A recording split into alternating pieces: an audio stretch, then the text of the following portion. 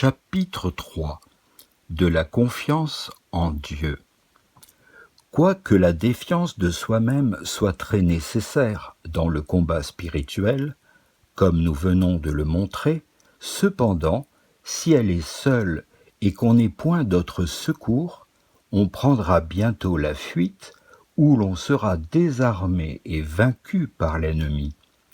Il faut donc y ajouter une grande confiance en Dieu, qui est l'auteur de tout bien et de qui seul on doit attendre la victoire.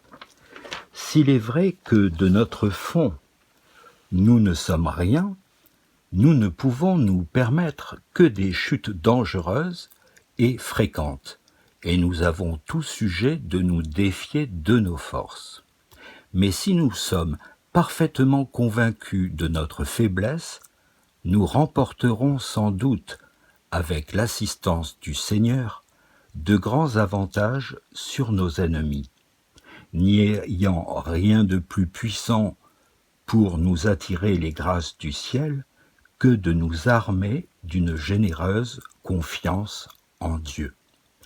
Nous avons 4 moyens d'acquérir cette excellente vertu. Le premier est de la demander humblement à notre Seigneur.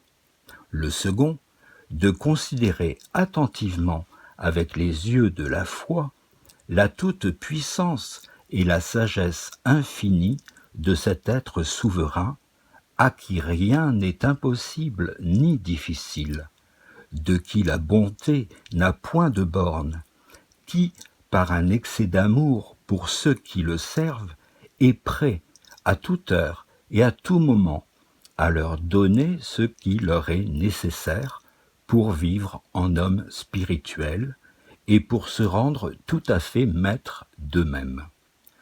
La seule chose qu'il leur demande, c'est qu'ils recourent à lui avec confiance.